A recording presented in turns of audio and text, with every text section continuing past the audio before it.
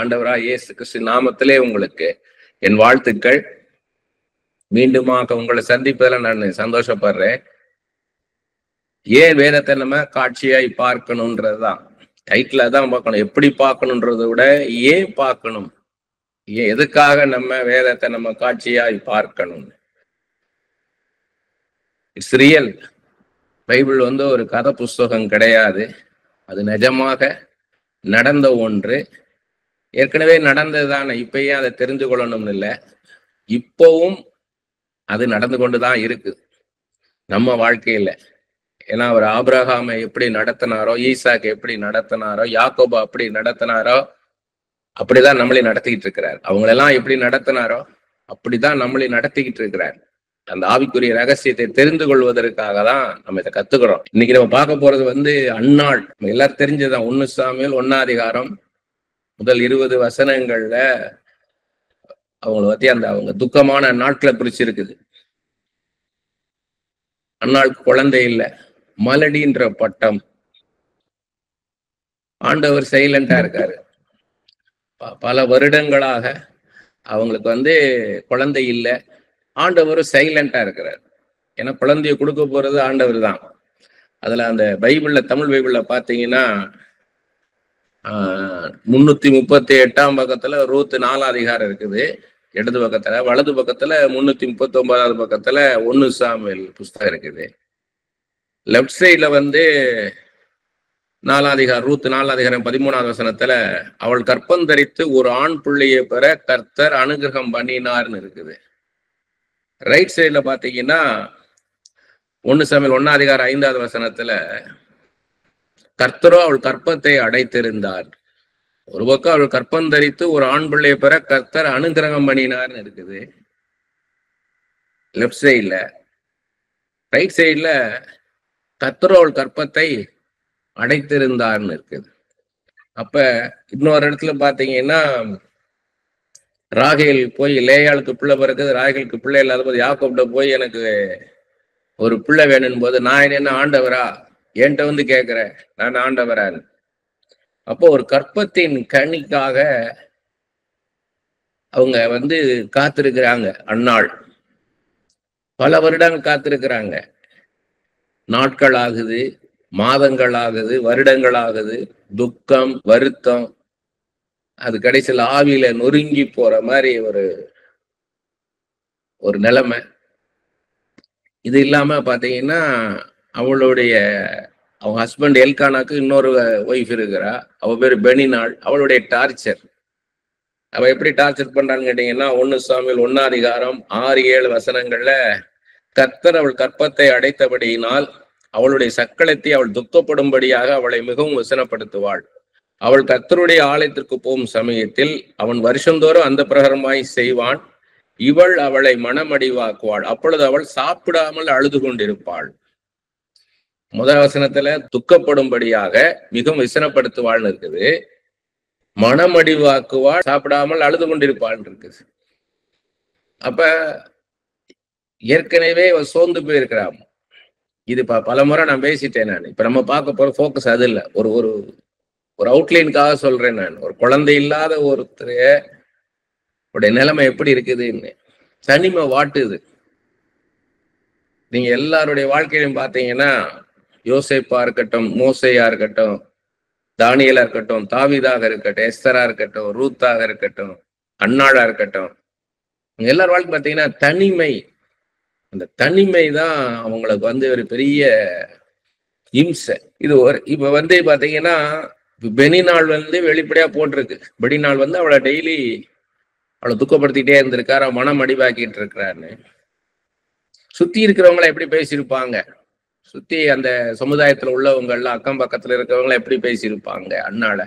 ஏன்னா மனைவின்ற ஸ்தானத்துக்கு வந்துட்டா தாயின்ற ஸ்தானம் கிடைக்க மாட்டேங்குது. அப்ப எல்லாருமே அவளை என்ன பண்ணிருப்பாங்கன்னா, இது பாவமோ சாபமோ அப்படின்னு நினைச்சிருப்பாங்க. இது பாவம், ஏதாவது பாவம் செஞ்சிருப்பான்னு இருப்பாங்க. இல்லை இது முன்னோர்கள் செய்த சாபம் இருப்பாங்க. பல காரணங்களை சொல்லியிருப்பாங்க. யோபு புத்தகத்துல பாக்குறோம். அவனுடைய நண்பர்கள் 3 பேரு, அவங்க கூட எலிகு, எல்லாருமே ஆளுக்கு ஒரு காரணம் சொல்றான் யோபுடைய கஷ்டத்துக்கு. அப்படி போல இவங்களும் ஆளுக்கு ஒரு கஷ்டத்துக்கு ஒரு ரீசனை சொல்லியிருப்பாங்க. அதனாலயா இருக்கும், இதனாலயா இருக்கும்னு சொல்லிட்டு. அப்ப அதெல்லாம் அண்ணாளுக்கு கேட்கும்போது எப்படி இருக்கும் யோசித்து பாருங்க. இதெல்லாம் நமக்கு தீர்க்க தரிசன வார்த்தை. இது நம்ம சிச்சுவேஷன் எல்லாரும் அண்டர்ஸ்டாண்ட் பண்ண மாட்டாங்க. ஆளுக்கு ஒரு ரீசன் சொல்லுவாங்க, ஆளுக்கு ஒரு காரணத்தை சொல்லிக்கிட்டு இருப்பாங்க. அவங்கவுங்க அறிவுல இருந்து பட்டதை சொல்லிக்கிட்டு இருப்பாங்க. உண்மையாக என்ன நடக்குதுன்றது அவங்களுக்கு தெரியாது. அப்ப அண்ணால இந்த மாதிரி ஒரு சூழ்நிலையில வச்சு நம்ம பார்க்கணும். அவங்க டே டு டே லைஃப் அதுதான் நம்ம விஷுவலைஸ் பண்ணணும். அவங்க சாதாரணமா எப்பயும் போல பக்தியா இருந்திருப்பாங்க. வெளிநாளுடைய பிள்ளையெல்லாம் எடுத்து இவங்க வளர்த்துருப்பாங்க. அந்த பிள்ளைகளுக்கு சோறு ஊட்டுறது, அந்த பிள்ளைகளுக்கு ட்ரெஸ் பண்ணி விடுறது, குளிப்பாட்டி விடுறது, இப்படி எல்லாம் பார்த்துருப்பாங்க ஒரு தாயின்ற ஸ்தானத்துல. ஆனா தனக்குன்னு ஒரு குழந்தை இல்லைன்ற அந்த ஏக்கம் இருந்துகிட்டே இருக்குது. முதல்ல ஒரு குழந்தை பிறந்திருக்கும், சரி அடுத்து நமக்கு பிறக்கும்னு நினைச்சிருப்பாங்க. அடுத்து வெளிநாளுக்கு 2வது 3வது 4வதுன்னு பிறக்கும் போது தனக்கு இல்லைன்னு உடனே சாதாரணமா ஜபிச்சவங்க ரொம்ப மன்றாடி ஜபிக்க ஆரம்பிச்சிருப்பாங்க, அழுது ஜபிக்க ஆரம்பிச்சிருப்பாங்க, உபவாசிச்சு ஜபிச்ச ஆரம்பிச்சிருப்பாங்க, கடைசியில பொருத்தனை பண்றாங்க. எப்படி இருந்திருக்கும் பாருங்க அந்த ஜபம், விடாப்பிடியாக ஜபம்.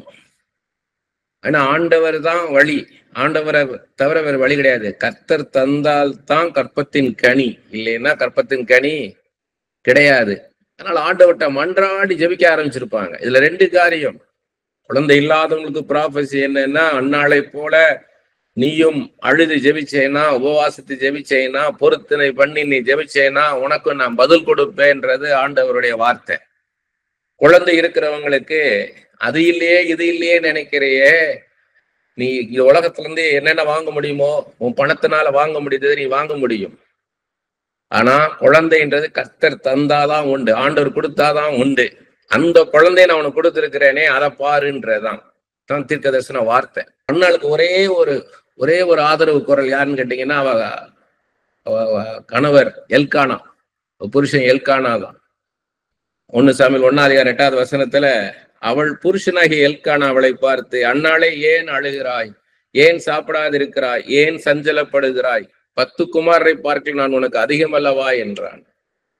உனக்கு எத்தனை பிள்ளை இருந்தாலும் அதுக்கெல்லாம் மேல நான் இருக்கிறேனே அப்படின்னு சொல்றாரு. இல்ல மேலையும் பாத்தீங்கன்னா 5வது அன்னாளை சிநேகித்தபடியினால் அவளுக்கு இரட்டிப்பான பங்கு கொடுப்பான்.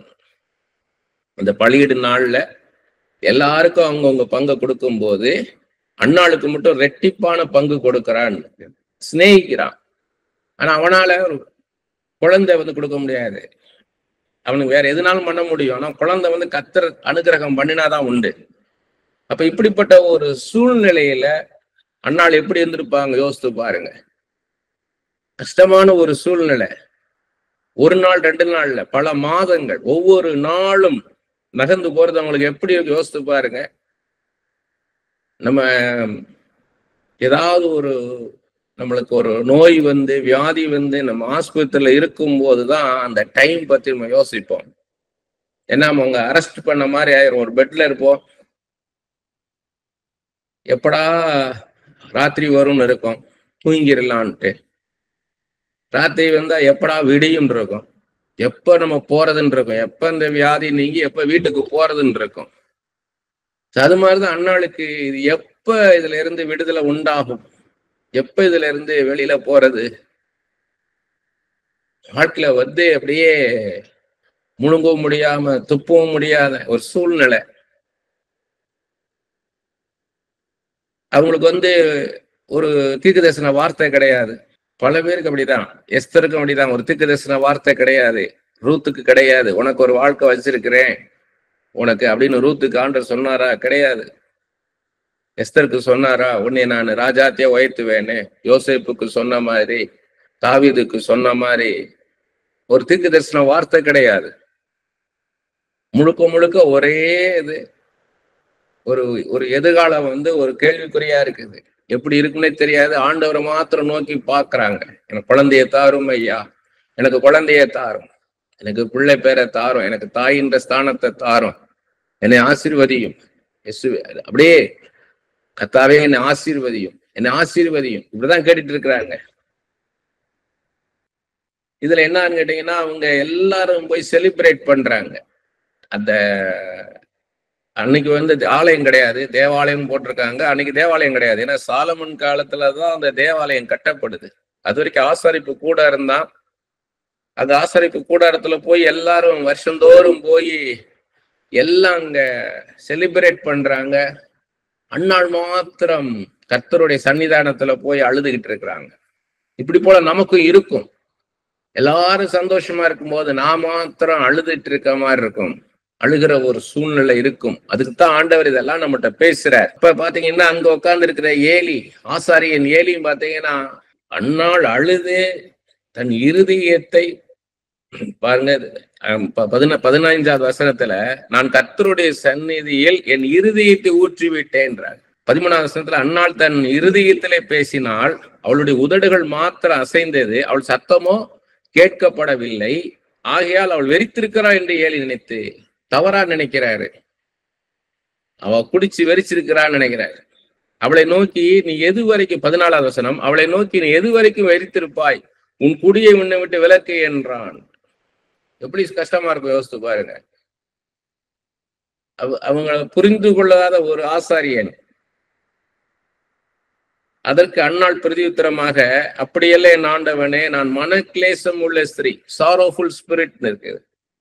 நான் திராட்சரசமாகிலும் மதுவாயிலும் குடிக்கவில்லை. நான் கர்த்தருடைய சந்நிதியில் என் இருதயத்தை ஊற்றிவிட்டேன்.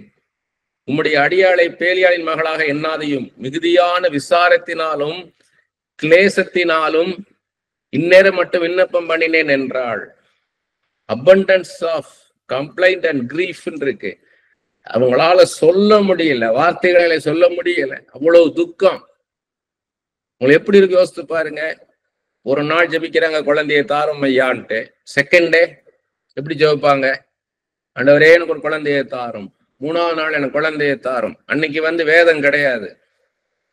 அன்னைக்கு வந்து சுருளா இருக்கும் அங்க தேவாலயத்துல. இவங்க போய் அதை காப்பி எடுத்துக்குவாங்க. அங்க இருக்கிறத வச்சுக்கிட்டு தான் இவங்க, அதை வச்சுதான் இவங்க ஜெபிக்கணும்.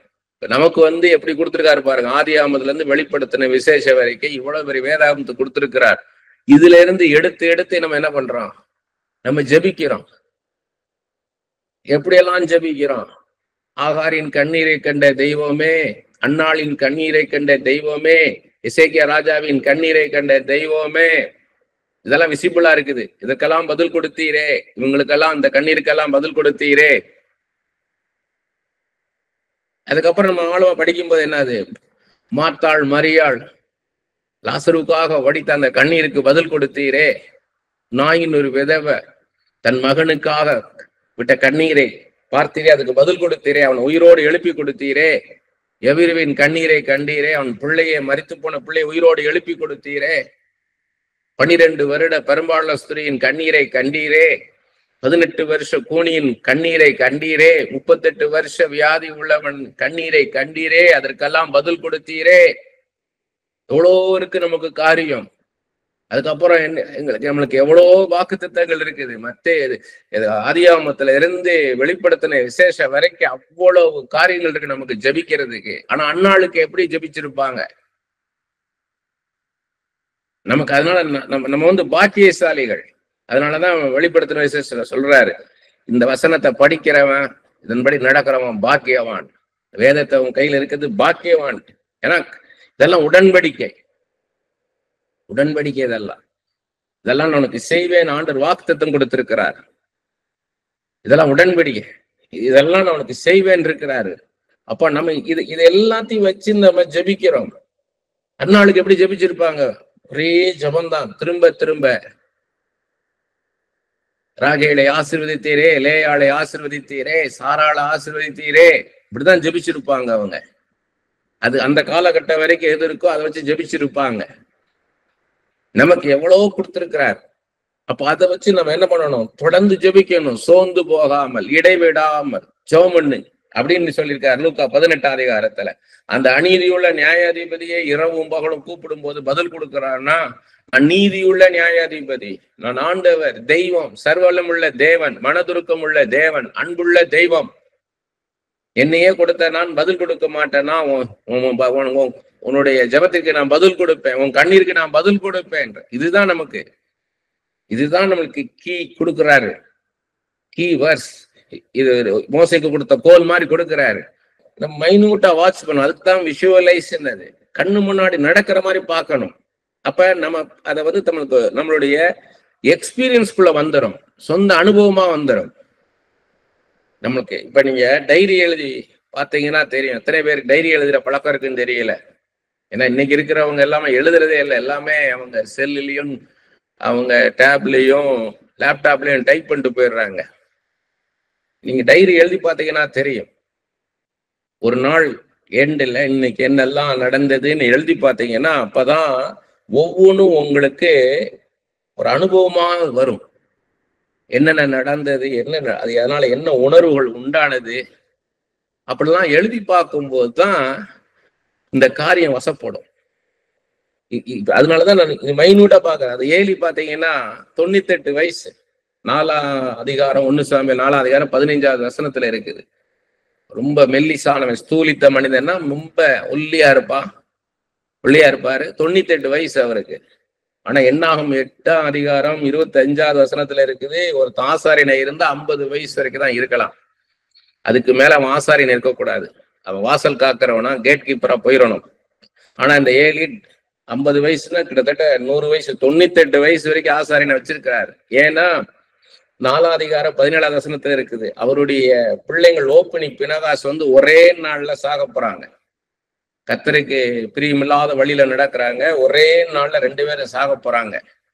அப்ப ஏலிக்கு அப்புறம் ஓப்பனி பினகாஸ் தான் ஆசாரிகளா வரணும். ஆனா இவங்க ஒரே நாள்ல சாக போறாங்க. அதுக்கு அடுத்து யாரு ஆசாரியா வரணும்னா இந்த சாமுவேலை தேர்ந்தெடுக்கிறார் ஆண்டவர். சாமுவேலை கொண்டு வரணும் ஏலிக்கு அப்புறம். அந்த கிருபை யார் கொடுக்கிறாருன்னா அன்னாள் கொடுக்கிறார். அது அன்னாளுக்கு வந்து தெரியாது, அன்னாளுக்கு எவ்வளவு பெரிய பாக்கியத்தை கொடுக்கிறார் பாருங்க.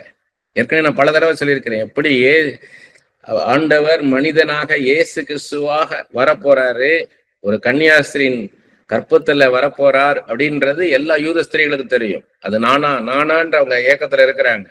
அந்த கிருபை மரியாள் தான் கொடுத்தார். அதே மாதிரி சாமுவேலை கற்பத்துல சுமக்குகிற பாக்கியத்தை அன்னாள் கொடுக்கிறார். ஏன்னா விடாப்பிடியா ஆண்டவரே சார்ந்திருந்தாங்க.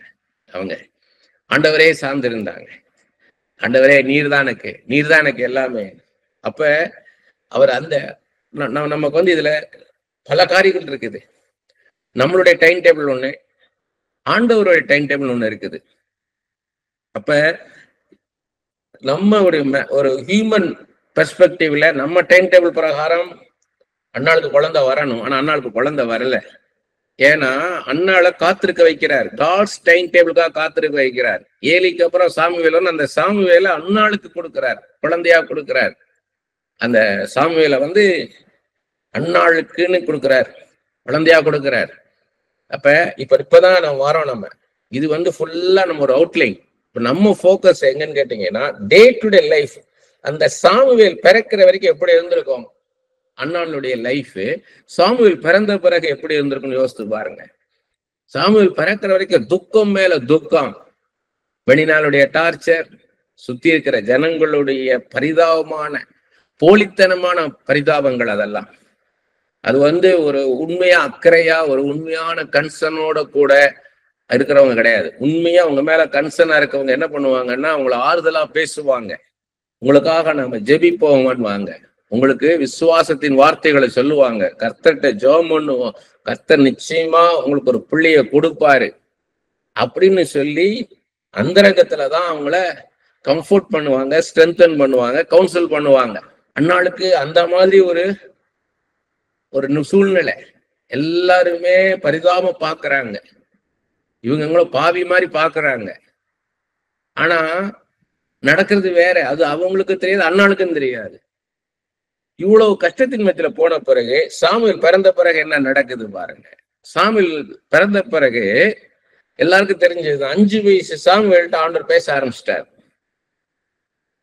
அத வந்து அந்த இதுல இருக்கு பாருங்க, 1 சாமுவேல் 3ஆம் அதிகாரம் 1வது வசனத்துல, சாமுவேல் என்னும் பிள்ளையாண்டான் ஏலிக்கு முன்பாக கர்த்தருக்கு பணிவிடை செய்து கொண்டிருந்தான். அந்நாட்களிலே கர்த்தருடைய வசனம் அபூர்வமாய் இருந்தது, பிரத்யட்சமான தரிசனம் இருந்ததில்லை. எதிர்காலத்தை குறித்த ஒரு வார்த்தையே கிடையாது கர்த்தர்ட்ட இருந்து, தரிசனம் இல்லை, அதெல்லாம் அபூர்வமா இருக்கு, வெரி ரேர். இங்கிலீஷ் பைபிள்ல வந்து இட்ஸ் வெரி ரேர்னு இருக்குது. அந்த மாதிரி இருக்கிற காலகட்டம். ஆனா ஆண்டவர் 5 வயசு சாமுவேல்கிட்ட பேச ஆரம்பிச்சிட்டாரு. அடுத்து நீதான், ஏலிக்கு அப்புறம் நான் உன்னையே தான் நான் வச்சிருக்கிறேன், ஆசாரியை நான் வச்சிருக்கிறேன்ட்டாரு. வச்சிருக்கேன்னு சொல்லிட்டு பேச ஆரம்பிச்சிட்டாரு. பேச ஆரம்பிச்ச பிறகு அவர் எப்படி கொண்டாடுறாரு பாருங்க. அதே 1 சாமுவேல் 3ஆம் அதிகாரத்துல 19, 20, 21 வசனத்துல, சாமுவேல் வளர்ந்தான், கர்த்தர் அவனுடனே கூட இருந்தார், அவர் தம்முடைய எல்லா வார்த்தைகளிலும் ஒன்றையாகிலும் தரையிலே விழுந்து போக விடவில்லை. சாமுவேல் கர்த்தருடைய தீர்க்கதரிசிதான் என்று தான் முதல் பெயர் செப்பப்பட்டும் உள்ள சகல இஸ்ரவேலருக்கும் விளங்கினது. கர்த்தர் பின்னும் சீலோவிலே தரிசனம் தந்தருளினார். கர்த்தர் சீலோவிலே தம்முடைய வார்த்தையினாலே சாமுவேலுக்கு தம்மை வெளிப்படுத்தினார். எப்படி உயர்த்திட்டார் பாருங்க.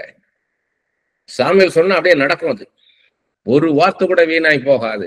அப்ப எப்படி இருந்திருக்கும் யோசித்து பாருங்க. பின்னாடி 9ஆம் அதிகாரம் 6வது வசனத்துல இருக்கு பாருங்க. அதாவது சவுளுடைய கழுத காணா போயிருச்சு. சவுல் தேடி வரா, கூட வேலைக்காரன் வரான். அப்ப அந்த வேலைக்காரன் சொல்றான் பாருங்க, அதற்கு அவன், இதோ இந்த பட்டணத்திலே தேவனுடைய மனுஷன் ஒருவர் இருக்கிறார், அவர் பெரியவர், அவர் சொல்லுகிறதெல்லாம் தப்பாமல் நடக்கும், அங்கே போவோம், ஒருவேளை அவர் நாம் போக வேண்டிய நம்முடைய வழியும் நமக்கு தெரிவிப்பார் என்றான். எப்படி கொண்டாந்துட்டார் பாருங்க. இப்ப நம்ம பார்க்க போறது அன்னாள் தான்.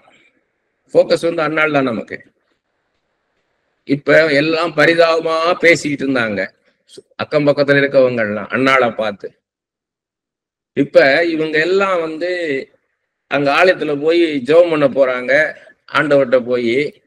அப்ப இந்த சின்ன பையன், 5 வயசு பையன், 6 வயசு பையன் சாமுவேல் போய் என்ன பண்றான், அவங்க ஜெபிக்கும் போது அவங்ககிட்ட போய் சொல்றான் அவங்க எதுக்காக ஜெபிக்கிறாங்களோ. அவங்க ஒருவேளை குழந்தைக்காக ஜெபிக்கிறாங்கன்னு வைங்க, பல வருஷமா ஜெபிச்சிட்டு இருக்காங்க. இவன் போய் அடுத்த வருஷம் உங்களுக்கு குழந்தை பிறக்குங்க, ஆண்டவர் உங்களுக்கு குழந்தைய கொடுப்பாருன்றான். சின்ன பையன், 5 வயசு பையன், 6 வயசு பையன் இவன் சொல்றான். சரி வந்திருப்பாங்க, நீ சொன்னா நல்லதான்ப்பா, அப்படியே நடந்தா நல்லதான் வந்திருப்பாங்க. ஒரு 3 மாசம் 4 மாசம் சேர்ந்து கற்பம் தரிக்கும் போது எப்படி இருந்திருக்கும் யோசித்து பாருங்க. அந்த புள்ள சொன்னது அப்படியே நடக்குதே. அப்ப அவங்க சாமுவேலை பாக்குறாங்க இல்லையோ, அண்ணாளை பார்க்க ஓடி வந்திருப்பாங்க. உன் பிள்ளை இப்படி சொன்னா, அது சொன்ன வார்த்தை அப்படியே நடந்ததுன்னு இருப்பாங்க. ஏதோ அவன் ஏதோ சொன்னா, ஆனா ஆண்டவர் நடத்திட்டாருன்ற மாதிரி சொல்லியிருந்திருப்பாங்க. ஆனா அதுக்கு அடுத்தடுத்த சம்பவங்கள் எப்படி நடந்திருக்கும்னா, என்னென்ன காரியத்துக்காக போறாங்களோ இந்த காரியம் உங்களுக்கு நடக்கும், இந்த காரியம் உங்களுக்கு இப்படி நடத்துவார், இப்படி இப்படி நடத்துவார், இன்னென்ன வழியில உங்களை கொண்டு போவாரெல்லாம் சாமுவேல் சொல்லியிருப்பார். இந்த சின்ன பையன் சொல்லியிருப்பான். அதே மாதிரி கர்த்தர் நடத்திருப்பார். அப்ப அவங்க எல்லாம் எப்படி அண்ணாளை பார்த்திருப்பாங்க. இதே அண்ணாளை தான் இவங்க இகழ்ச்சியா பார்த்தாங்க. ஆனா இன்னைக்கு அந்த அண்ணாளை உயர்வா பார்க்கும்படி வச்சாரு. சாமுவேலுடைய அம்மா, தீர்க்கதரிசி சாமுவேலுடைய அம்மா, அந்த பையன் போய் ஜெபம் பண்ணு, அங்க இருக்கிற ஊராரெல்லாம் சொல்லியிருப்பாங்க.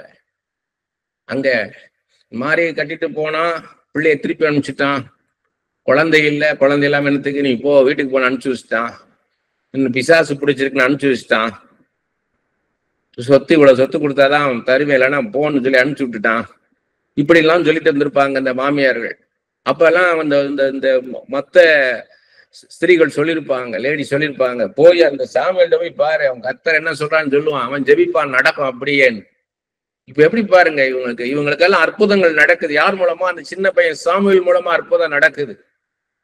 இதுக்கு நமக்கு இது ப்ராஃபஸி. பிள்ளைகளை வளர்க்குறவங்களுக்கு நம்ம பிள்ளைகள் இதே போல சாமுவேல் மாதிரி வரணும். இந்த நேரம் கர்த்தர் சொல்றது இது, நம்ம பிள்ளைகள் இதே மாதிரி வரணும். நம்ம நினைக்கிறோம் பிள்ளைகள் அது நம்ம படிக்கட்டும்னு நினைக்கிறோம், படிப்புல கவனம் செலுத்துறோம், அக்கறை செலுத்துறோம். அவங்க ஆவிக்குரிய வாழ்க்கையில என்னவா வர போறாங்க, கர்த்தருக்கு எந்த விதத்துல பயன்பட போறாங்க, அது முக்கியம், அது பிரதானம். தேவனுடைய ராஜ்யத்தை கட்டுவதற்கு நம்ம பிள்ளைகள் என்ன செய்ய போறாங்க? சரி, சின்ன வயசுல சண்டே கிளாஸ் போனாங்க, சரி அப்படியே வளர்ந்தாங்க. இப்ப என்ன பண்றோம்? நம்ம என்ன பண்றோம்? அதுக்கு ஆண்டவர் எந்த அளவு அறிந்து வைத்திருக்கிறாங்க, வேதத்தை எந்த அளவு அறிந்து வச்சிருக்கிறாங்க. ஏன்னா வேதத்தை எந்த அளவுனா, ஏன் வேதத்தை நன்றாக அறிந்து வைத்திருக்கணும்னா, அது ஆவிக்குரிய பிரமாணம். இன்னைக்கு ஒரு சுப்ரீம் கோர்ட்ல போனீங்கன்னா, ஃபர்ஸ்ட் சின்ன கோர்ட்ல போவோம், அதுக்கப்புறம் மேஜிஸ்ட்ரேட்டு, அதுக்கப்புறம் ஹை கோர்ட்டு, அதுக்கப்புறம் சுப்ரீம் கோர்ட்டு போகும்போது அங்க எங்க போனாலுமே அந்த லா புக்கை வச்சுதான் பேசுவாங்க எல்லாருமே. இந்தியன் பீனல் கோட், இதுல இப்படி சொல்லியிருக்கு, இப்படி சொல்லியிருக்குது, லா இப்படிதான் இருக்கு, அதை வச்சுதான் எல்லாருமே அங்க பேசுவாங்க. அதுதான் நமக்கு லா புக்கு தான் இது. பைபிள் வந்து இதுதான் நமக்கு எல்லாமே. இதன் பிரகாரம் தான் கர்த்தர் எல்லாமே செய்வார். அப்ப நம்ம பிள்ளைகளுக்கு இதை கத்துக் கொடுக்கணும். ஆண்டவர் எப்படிப்பட்ட ஆண்டவர், இந்த வேதத்தின்படிதான் நம்மளை நடத்துவார். எப்படி ஆபிரகாமை நடத்தினார், எப்படி ஈசாக்க நடத்தினார், எப்படி யாக்கோபை நடத்தினார், எப்படி சாமுவேலையும் மோசையும் யோசேப்பையும் தானியேலையும் எஸ்தரையும் ரூத்தையும் எப்படி நடத்தினார், இப்படி போலதான் நம்மளை நடத்துவார். இதை பிள்ளைகளுக்கு கத்துக் கொடுக்கணும். கத்துக் கொடுக்கும் போது பிள்ளைகளுக்கு தெளிவு உண்டாகும். என் வாழ்க்கையில இது நடக்குதுன்னா இது யாருடைய வாழ்க்கையில இப்படி நடந்திருக்கு வேதத்துல, அப்ப எனக்கும் அதே மாதிரி ஒரு உயர்வு உண்டாகும், எனக்கு அதே மாதிரி ஒரு உயர்வு உண்டாகுன்ற அந்த எண்ணம் உண்டாகும். அவங்களுக்கு அந்த ஸ்திரமான ஒரு நம்பிக்கை உண்டாகும். அப்ப அது வந்து நம்ம வந்து விருது அப்படி விட்டுறக்கூடாது. பிள்ளைகளை பெரும் ஸ்கூலுக்கு போறாங்க படிக்கிறாங்கன்ற விட்டுறக்கூடாது. அப்ப அன்னாளின் அழுகை வந்து சந்தோஷமா மாறுது. எப்படி இருந்து யோசித்து பாருங்க. இதே ஊர்ல எத்தனை வருடங்கள் பிள்ளை இல்லாம மலடின்னு சொல்லி எவ்வளவு நான் தாழ்த்தப்பட்டிருந்தேன், இந்த இடத்துல கர்த்தரனை உயர்த்திட்டாரேன்னு சொல்லிட்டு வானத்தை அண்ணாந்து பார்த்திருப்பாங்க. ஏன் வந்து ஆண்டவர் வந்து அண்ணாள்கிட்ட வந்து சொல்லிருக்கலாம்ல ஒரு தீர்க்க தரிசனமாக, நான் வந்து உனக்கு பிள்ளைய தருவேன், நீ கவலைப்படாதே அப்படி நீ ஏன் ஒரு வார்த்தை சொல்லலை? அதெல்லாம் நம்ம யோசித்து பார்க்கணும். ரூத்துக்கு சொல்லலை, அடுத்த ஒரு வாழ்க்கை இருக்குன்னு ரூத்துக்கு ஆண்டவர் சொல்லலை, எஸ்தருக்கு சொல்லலை, உன்னை இந்த ராஜாத்தியா இந்த தேசத்துல நான் உயர்த்துவேன், நீ ஒண்ணும் இல்லாதபான்னு நினைக்கிற, இந்த தேசத்துக்கே ராஜாத்திய ஒன்னு உயர்த்துவேன்னு எஸ்தருக்கு சொல்லலை. யோசேப்புக்கு ஒரு 2 சொப்பனத்தை குலமா சொன்னாரு, உயர்த்துவேன்னு சொன்னாரு. தாவீதுக்கு நீ தான் அடுத்த ராஜான்னு சொன்னாரு. மோசேக்கு வந்து உயர்த்துவேன்னு சொன்னாரு, உன்னை வந்து இந்த இஸ்ரேல் ஜனங்களை எகிப்து ஜனத்துல இருந்து மீட்டு கொண்டு போறதுக்கு உன்னை நான் பயன்படுத்துவேன்னு சொன்னாரு. ஆனா எப்போன்றத சொல்லல, காலகட்டத்தை சொல்லல. அதனால அந்த 40 வருஷம் அவரு போய் அந்த வனாந்தரத்துல தனிமையில கஷ்டப்பட்டார். அப்ப அவருக்கு தெரியாது மோசேக்கு எப்ப வந்து ஆண்டவர் செய்வார்னு தெரியாது. எப்படி யோசித்து பாருங்க, நேத்து வரைக்கும் ஒரு இளவரசன், அரண்மனையில ஒரு இளவரசன், அவருக்கு என்ன நினைச்சாலும் சாப்பிடலாம், என்ன ஜூஸ் நினைச்சாலும் ஜூஸ் குடிச்சிருக்கலாம், நல்ல ஒரு வீசுறதுக்கு 4 பேர் இருந்திருப்பான், இரவு பகலா அவருக்கு காத்து இருந்திருக்கும், வென்டிலேஷனோட இருந்திருப்பார், நல்ல ஜிலு ஜிலுன்னு. போருக்கு போனார்னா கவசம் போட்டு விடுறதுக்கு அத்தனை பேர் இருந்திருப்பான், அவருடைய குதிரையே அவ்வளவு பிரமாதமா இருந்திருக்கும், ரதம். ஆனா அங்க போய் பாத்தீங்கன்னா எத்திரோ மாமனாருடைய ஆடுகளை மேய்ச்சிக்கிட்டு இருக்காரு வனாந்தரத்துல, வேர்த்து விறுவிறுத்து அங்க கொடுக்குற சாப்பாடை சாப்பிட்டுக்கிட்டு. எப்படி இருக்கு யோசித்து பாருங்க. இப்படியெல்லாம் நமக்கு இருக்கும்ன்றத ஆண்டவர் காமிக்கிறாரு. ஆண்டவர் தீர்க்கதரிசனம் சொல்லிட்டாரு, என்னை பயன்படுத்துவேன்னு சொன்னாரு. ஆனா நான் ஏன் கஷ்டப்படுறேன்னா அதுக்கான வார்த்தை தான் தீர்க்கதரிசன வார்த்தை இது. இன்னைக்கு கஷ்டப்படலாம், ஆனா என்னை அறிந்து கொள், என்னோட நடத்துதலை அறிந்து கொள்ன்றார். இப்ப நான் பாத்தீங்கன்னா வேலை இல்லாம இருந்த ஒரு காலகட்டம். அப்ப அந்த காலகட்டத்துல பாத்தீங்கன்னா அவ்வளவு கஷ்டமா இருந்துச்சு. சுத்தி இருக்கிறவங்களுடைய பேச்சு, அந்த ஒரு இகழ்ச்சியா பேசுறது, அந்த ஒரு போலித்தனமான பரிதாபத்தை காட்டுறது, போலித்தனமான கரிசனை, வேணும்னு சும்மாவாவது பேசுறது, என்னென்ன வேலை கிடைக்கலையா அப்படின்ற மாதிரி பேசுறது, இதெல்லாம் வந்து மனசுக்கு ரொம்ப கஷ்டமா இருந்துச்சு. ஆனா இன்னைக்கு அதெல்லாம் வந்து பாத்தீங்கன்னா, இதெல்லாம் எனக்கு இன்னைக்கு வேலை இல்லாம இருக்கிறவங்க, நல்ல வேலை இல்லை அப்படின்றவங்கள பேசும்போது எனக்கு அவங்க மனசு எவ்வளவு புண்பட்டு இருக்கும், அதுக்கு எப்படி பேசணும்னு தெரியுது. அந்த இருதயத்துக்கு ஏற்ற வார்த்தை, அந்த நொந்து போன இருதயத்துக்கு ஏற்ற வார்த்தையை பேசுறதுக்கு ஒரு ஒரு அன்போட பேசணும், இரக்கத்தோட பேசணும் அப்படின்ற அந்த பரிதாபம் தான் வருது உள்ளுக்குள்ள, ஒரு மனதுருக்கம் தான் வருது. அவங்க வீட்டுல யாரும் புரிஞ்சுக்க மாட்டாங்க, ஆனா நம்மளால புரிந்து கொள்ள முடியும். அது இதெல்லாம் இருக்குது. இதுல மேஜரா தெரிஞ்சு பார்த்தீங்கன்னா, அன்னாளுடைய அந்த கஷ்டத்தை யாரும் புரிந்து கொள்ளல. அப்ப இது நமக்கு பாடம், நமக்கு இதான் தீர்க்கதரிசன வார்த்தை. நம்மளுடைய கஷ்டத்தை எல்லாரும் உணர மாட்டாங்க, ஆனா நம்ம உணரணும். கர்த்தருடைய பிள்ளைகள் நாம மத்தவங்க கஷ்டத்தை உணரணும். ஒரு மனுஷனை நீங்க பாக்குறீங்கன்னா அவங்க எவ்வளவு கஷ்டப்படுவாங்கன்றத பார்க்கணும். அவங்க வந்து பெரிய பதவியில இருக்கலாம், நல்லா வசதியான இடத்துல இருக்கலாம். ஆனா நம்ம பார்க்கும்போது ஆவிக்குரிய கண்களோட பார்க்கணும். அவங்க இருதயத்துல என்ன காரியத்துக்காக சோர்ந்து போயிருக்கிறாங்க, எந்த காரியத்துக்காக அவங்க மன்றாடி ஜெபிச்சுக்கிட்டு இருக்கிறாங்க, அதை நம்ம பார்க்கணும். அவங்கள்ட்ட எல்லாம் இருக்கும், ஆனா ஏதோ ஒரு குறை இருக்கும். அந்த குறை என்ன, அதை நம்ம ஆண்டவர் கேட்கணும். ஆண்டவரே, அவங்க என்ன காரியத்துக்காக சோர்ந்து இருக்கிறாங்க ஆண்டவரே, அதை நம்ம கேட்கணும் ஆண்டவர்கிட்ட. அதுதான் ஆவிக்குரிய கண்கள். மனுஷன் வெளிப்புறத்தை பார்ப்பான், ஆனா நானும் இருதயத்தை பார்க்கிற தேவன் கர்த்தர் சொல்றது அதுதான். அவங்க என்ன காரியத்துக்காக சோர்ந்து இருக்கிறாங்க ஆண்டவரே. அவங்க அவங்க இந்த நாட்டையே ஆளுகிற பெரிய ஒரு ஒரு ஒரு ஸ்தானத்துல இருக்கலாம், அதிகாரம் இருக்கும், பணம் இருக்கும். ஆனா ஏதோ ஒரு காரியத்துல அவங்க சோர்ந்து போயிருப்பாங்க, ஒரு தேவையோடு இருப்பாங்க, ஒரு போராட்டத்தோட இருப்பாங்க. அது என்ன, அதை அறிந்து கொள்ளணும். ஒரு பிரபலமானவர், ஒரு துறையில மிக பிரபலமானவர் பாத்தீங்கன்னா, அவருக்கு என்ன குறைச்சல்னுவாங்க, வருஷத்துக்கு ஒரு காரை மாத்திடுவார். இப்ப இந்த இந்த வருஷம் இந்த கார் வச்சிருப்பார். 2025 வச்சிருக்கிற காரை 2026 வேற கார் வாங்கிடுவார். இந்த கார் இருக்காது. அப்ப பாக்குறதுக்கு எப்படி இருக்கும், நமக்கு பிரமிப்பா இருக்கும். இவ்வளவு நல்லா வசதியா இருக்காருன்ட்டு, ரொம்ப பிரபலமானவர். ஆனா வீட்டுக்கு போனீங்கன்னா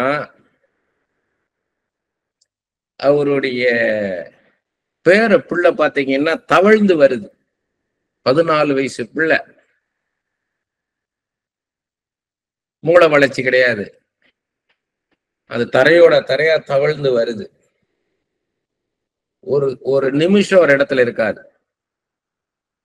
அந்த பிள்ளைய பார்க்கும்போது எப்படி இருக்கும், அதே கார்ல அது ஏற முடியாது, அதை தூக்கி ஒரு பொம்மையை தூக்கி வச்ச மாதிரி வைக்கணும். அந்த சீட்ல அப்படியே படுத்து கிடக்கும். அதுல வாயிலிருந்து எச்சி ஒலிக்கிட்டே இருக்கும். எதையும் சாப்பிட முடியாது, மூளை வளர்ச்சி இல்லாதது. ட்ரெஸ் அவங்களா போட்டு விட்டாதான். இந்த பிள்ளையை பார்க்கும்போது அவருக்கு எப்படி இருக்கும், அந்த காரா பெருசு. நம்ம எதை பார்த்தோம், வெளியில காரு பெருசா பார்த்தோம், ஆனா உள்ளுக்குள்ள அப்ப நமக்கு எவ்வளவு நல்ல சுகத்தை ஆண்டவர் கொடுத்து வச்சிருக்கிறார். நம்ம பிள்ளைகளுக்கு நல்ல சுகத்தை கொடுத்து வச்சிருக்கிறார். அநேக நேரங்கள் ஆண்டவர் சொல்லுவார், கஷ்டத்தை பத்தி நினைக்கும் போது உன்னை ஜீவனோடு வச்சிருக்கிறேன், எனக்கு யோசித்து பார்த்தியான்னுவார். இன்னைக்கு காலையில பாத்தீங்கன்னா, காலையில 7 மணி சர்ச்சில் உட்கார்ந்து இருக்கிறேன். இத்தனைக்கு ஏசி தான். திடீர்னு பாத்தீங்கன்னா அப்படியே வேர்த்து ஊத்துது, படன்னு வேர்த்து ஊத்துது. எனக்கு ஊத்துது, என்னால சஃபகேட் ஆகுது. எனக்கு ஃப்ரண்ட்ல பாத்தீங்கன்னா ஒரு 16-17 வயசு பையன், மூளை வளர்ச்சி இல்லாத பையன் உட்கார்ந்து இருக்கிறான். அவனுக்கு வேர்த்து ஊத்துது. அவங்க அப்பா மொத்தம் வந்திருக்கிறாரு, அவங்க அம்மா இருக்காங்கன்னு தெரியாது. அவங்க அப்பா என்ன பண்றாருன்னா, ஒரு டவலை எடுத்து அவனை தொடச்சு விடுறாரு, வேர்த்து ஊத்துது. ஏன்னா ஏசி யூனிட்டே ஆன் பண்ணல. கூட்டம் வரட்டும் அப்புறம் ஆன் பண்ணுவோன்னு இருப்பாங்களா என்னமோ, எல்லா இடத்துலயும் அப்படிதான் வச்சிருப்பாங்க. முதல்ல ஒரு 4 யூனிட் ஆன் பண்ணுவாங்க, அப்புறம் 5வது யூனிட் 6வது யூனிட் அப்படியே ஆன் பண்ணுவாங்க. சோ இது அப்புறமா ஆன் பண்ண விட்டுட்டாங்க, ஆன் பண்ணல. பயங்கரமா சஃபகேட் ஆயிடுச்சு, வென்டிலேஷன் இல்லை. அந்த கொஞ்ச நேரம் பாத்தீங்கன்னா நான் உடனே என்ன பண்ணேன், நானே அங்க இருக்கிற அந்த ஃபேனை போட்டு விட்டாரு அவரே. அவங்க அப்பா போய் என்ன பண்ணிட்டாருன்னா, அங்க இருந்த சுவிட்ச் எல்லாத்தையும் ஆன் பண்ணிட்டாரு. அவங்களுக்கு நேரம் அந்த ஃபேன் ஓடுது, ஆனா எங்களுக்கு காத்து இல்லை. நாங்க கிளம்பி அதுக்கு மேல இருக்கிற மாடிக்கு போயிட்டோம். போய் ஃபேனுக்கு கீழே உட்காந்துட்டோம். அப்ப பாருங்க, அந்த கொஞ்ச நேரம் காத்து எவ்வளவு அவசியம். ஏன்னா நான் டெய்லி ஜெபிக்கும் போது, ஆண்டவரே நீர் கொடுத்த காற்றுக்காக, நீர் கொடுத்த வெளிச்சத்துக்காக, நீர் கொடுத்த தண்ணீருக்காக நன்றி ஆண்டவரே, நீர் கொடுத்த உணவுக்காக, நீர் கொடுத்த உடைக்காக, நீர் கொடுத்த இந்த இருப்பிடத்துக்காக நன்றி ஆண்டவரே அப்படின்னு சொல்லி ஜெபிப்பேன். அப்ப அந்த காற்றுக்காக சொல்லி ஜெபிக்கிற ஜெபம் என் இருதயத்துல இருந்து நான் ஜெபிக்கிறேன்றதான். கொஞ்ச நேரம் அந்த காத்துல என்ன ஆயிடுச்சு பாருங்க. கொஞ்ச நேரம் அந்த காத்து இல்லைன்னு உடனே நம்ம வாழ்க்கை எப்படி இருக்குது? அப்ப அந்நாளுக்குள்ள இந்த புழுக்கம் எப்படி இருந்திருக்கும்? அந்த சஃபகேஷன் இப்படிதான் ஒருத்தருக்குள்ள இருக்கும். நம்ம அந்த சஃபகேஷன் என்னன்னு பார்க்கணும். அவங்களுக்கு வென்டிலேஷன் ஆண்டவர் தான் கொடுக்க முடியும். ஆனா அந்த வென்டிலேஷன் எங்க அந்த ஜன்னலை திறக்கணும்? கர்த்தர் தான் அந்த ஜன்னலை திறக்கணும். அந்த ஜன்னல் மூலமா தான் அவங்களுக்கு காத்து வரணும். பரலோகத்தின் கதவு திறக்கப்படணும். அவங்களுக்கு அந்த காத்து வரணும். அதுதான் நம்மளுடைய ஏக்கமா இருக்கணும். நம்ம சுயநலமா இருக்கிற வரைய நம்மளுக்கு அனாயிட்டிங் வராது. அனாயிட்டிங்னா என்ன? எல்லாம் நிறைய பேர் ராக்கா பாக்கோ ரீமா லாமா தீமான்வாங்க. ஆனா மத்தவங்க கஷ்டத்தையும் உணர மாட்டாங்க. அப்ப அவங்க பேசுற அந்நிய பாஷை வேஸ்ட். ஒரு ஒரு ஒரு பிரயோஜனம் கிடையாது. அது அந்நிய பாஷை எதுக்கு பேசுறோம்? பரிசுத்த ஆவியானவர் நமக்குள்ள நிரம்பி இருக்கிறார். பரிசுத்த ஆவியானவர் அன்பாக இருக்கிறார். தேவனை ஒருவனும் ஒரு காலம் கண்டதிலே தேவன் அன்பாக இருக்கிறார். பிதாதான் குமாரன், குமாரன் தான் பரிசுத்த ஆவியானவர். அப்ப பரிசுத்த ஆவியானவரும் தேவ அன்பு நமக்குள்ள எவ்வளவாக தேவ அன்பு இருக்குதோ அதன் அடையாளம் தான் அந்நிய பாஷை பேசுறோம். அதுதான் அபிஷேகம், அதுதான் அனாயிட்டிங். அப்ப மத்தவங்களை நேசிக்காம சும்மா அந்நிய பாஷை எதுக்கு? வெத்து பாத்திரம் அது. அப்ப மத்தவங்களை நேசிக்கணும், இயேசுவை போல நேசிக்கணும். அந்த அன்புதான் அபிஷேகம். அந்த அன்பு இல்லைன்னா என்ன இருக்குது? என் பாத்திரம் நிரம்பி நிரம்பி வழிகின்றதுன்னா வெறும் பாட்டு தான், அது வாயில வார்த்தை தான். அப்ப இவங்க அன்பை விதைக்காம ஆண்டவர்ட்ட அந்த அன்பை எப்படி எதிர்பார்ப்பாங்க? மத்தவங்க வாழ்க்கையில அன்பை விதைக்கணும். மத்தவங்க வாழ்க்கையில நம்ம அன்பை விதைக்கத்தான் நம்ம அன்பை அறுக்க முடியும். ஆண்டவர்ட்ட இருந்தும் மற்ற மனுஷங்கள்ட்ட இருந்தும் நம்ம அன்பை அறுக்க முடியும். அன்பை விதைக்கணும். அந்நாளுக்கு நம்ம அந்நாள் நம்ம பக்கத்துல இருக்க அந்நாள் யாரு? அந்த அந்நாளுக்கான வார்த்தை என்ன? ஆறுதலான வார்த்தை. நம்ம அதை சொல்லணும். ஆண்டவர், நம்ம உங்களுக்காக நான் ஜெபிக்கிறேங்க, உங்களுக்காக நான் ஜெபிக்கிறேன். அது போதும் அவங்களுக்கு. அந்த ஒரு வார்த்தை. யார்கிட்ட ஜெபிக்கிறீங்க? சர்வ வல்லமையுள்ள தேவன்ட்ட, ஆண்டவர்கிட்ட, அற்புதம் செய்கிறவர், அதிசயம் செய்கிறவர்கிட்ட போய் ஜெபம் பண்றீங்க. அப்ப எப்படி இருக்கும்? அப்ப நான் வேலை இல்லாம இருக்கும் போது எனக்கு அவ்வளவு கஷ்டமா இருந்தது. அப்ப ரட்சிக்கப்படல, கர்த்தர் என் கூட இருக்கிறது தெரியல. ஆனா இன்னைக்கு எது இருக்கோ இல்லையோ ஒண்ணு நிச்சயம், கர்த்தர் என்னோட இருக்கிறார். யோபின் வாழ்க்கையில அதுதான். யோபு எல்லாத்தையும் இழந்தாரு, ஆனா ஆண்டவர் இருந்தார் அவருக்கு. அது போதும். இன்னைக்கு அதுதான் நமக்கு. கர்த்தர் நம்ம கூட இருக்கிறார், அவர் தான் வழி, இயேசுதான் வழி, வேற ஒரு வழி கிடையாது. அப்ப ஆண்டவர் தான், நீர் தான் எனக்கு எல்லாரும் பிடிக்கும். இதுதான் விசுவாச வாழ்க்கை. கர்த்தரை குறித்த நிச்சயம். கர்த்தரை குறித்த நிச்சயம்னா என்ன? இன்னைக்கும் ஆண்டவர் ஜீவிக்கிறார் அப்படி இல்லை.